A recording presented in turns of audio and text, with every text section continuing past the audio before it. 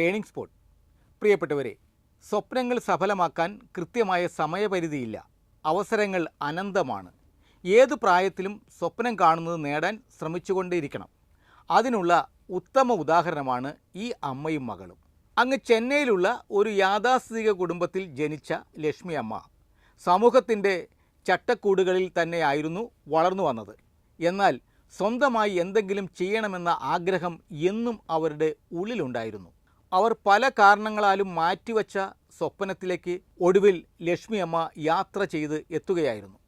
89ാമത്തെ വയസ്സിലായിരുന്നു അത് സംഭവിച്ചത്. സ്വപ്നത്തിലേക്കുള്ള ലക്ഷ്മി അമ്മയുടെ ജീവിതം അത്ര എളുപ്പമായിരുന്നില്ല. തൻ്റേതായ ഒരു സംരംഭം എന്നും തുടങ്ങണമെന്ന് ആഗ്രഹിച്ച് അവർ പല തൊഴിൽ മേഖലകളിലും പരീക്ഷിച്ചു നോക്കി. ആദ്യം പൊടി മസാല നിർമ്മാണം, പിന്നെ പടക്ക നിർമ്മാണം, കമ്പിത്തിരി, പൂത്തിരി, മെഴുകുതിരി എന്നിവയുടെ നിർമ്മാണം. ഇവയൊക്കെ അവയിൽ ചിലത് മാത്രം. നിർമ്മിക്കുക മാത്രമല്ല, വീടുകൾ തോറും കയറി ഇറങ്ങി അവ വിൽപ്പന നടത്താനും ലക്ഷ്മി അമ്മ മുന്നിട്ടിറങ്ങിയിരുന്നു.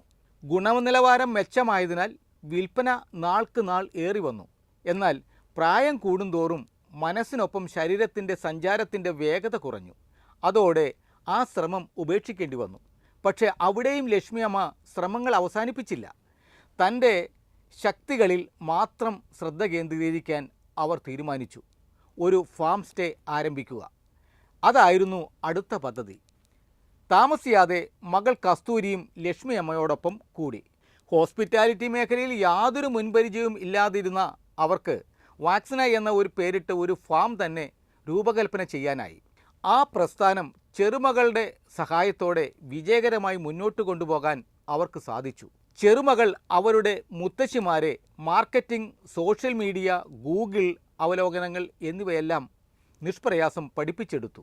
വാക്സിന ഫാമുകളെക്കുറിച്ചുള്ള വാർത്തകൾ പ്രചരിക്കാൻ തുടങ്ങിയപ്പോൾ കൂടുതൽ ആളുകൾ അവരെ അന്വേഷിച്ചെത്താൻ തുടങ്ങി.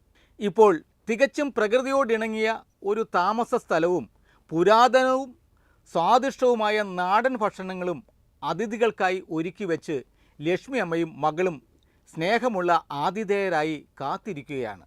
അവർക്ക് 3 നേരം പാചകം ചെയ്യേണ്ടതായി വന്നു. കൂടാതെ അതിഥികളെ ഇടയ്ക്കിടയ്ക്ക് സന്ദർശിക്കുകയും വേണം. ഒരു ഘട്ടത്തിന് ശേഷം ഈ ശാരീരിക അധ്വാനം ലക്ഷ്മി അമ്മയുടെ ചുമലിൽ ഭാരമായി തുടങ്ങി. ഇപ്പോൾ കസ്തൂരിയാണ് ഈ ഉത്തരവാദിത്തം ഏറ്റെടുക്കാൻ മുന്നോട്ടിറങ്ങിയിരിക്കുന്നത്. അമ്മയുടെ നിർദ്ദേശപ്രകാരം പ്രധാന പാചകക്കാരി കൂടി ആവുകയും ചെയ്തു കസ്തൂരി. പുതിയ സംരംഭത്തിലൂടെ തങ്ങളുടെ ജീവിതത്തിൽ സംതൃപ്തിയും സന്തോഷവും കണ്ടെത്താനായെന്നാണ് ലക്ഷ്മിയും കസ്തൂരിയും പറയുന്നത്. തികച്ചും വീട്ടമ്മമാർ എന്ന തലക്കെട്ടിൽ നിന്നും സ്വതന്ത്രരാകാൻ ഈ ഫാം സ്റ്റേ അവരെ അനുവദിച്ചു. ഇപ്പോൾ അവർക്ക് സ്വന്തമായി പണം സമ്പാദിക്കാനും അവരുടെ മക്കൾക്കും കൊച്ചുമക്കൾക്കും സമ്മാനങ്ങൾ വാങ്ങിക്കാനും കഴിയും. മാത്രമല്ല, ഈ ഫാം സ്റ്റേക്കായി ആളുകളെ ജോലിക്ക് നിയമിക്കുന്നതിലൂടെ ആ ഗ്രാമത്തിൽ തൊഴിലവസരങ്ങൾ സൃഷ്ടിക്കാൻ സഹായകമായി ഈ അമ്മയും മകളും. ഏറെ അഭിമാനത്തോടെയാണ് അവർ ഈ കാര്യം ഓർമ്മിക്കുന്നത് തന്നെ. തികച്ചും പരമ്പരാഗതവും അലിഖിതവുമായ കുറേ നിയമങ്ങൾക്ക് വഴങ്ങി ജീവിക്കാൻ വിധിക്കപ്പെട്ടവരാണ് ഏറെ പേരും. നിങ്ങളുടെ നിയന്ത്രണങ്ങൾക്കതീതമായി നിങ്ങളുടെ ശരീരത്തെ വാർദ്ധക്യം ബാധിക്കുന്നു.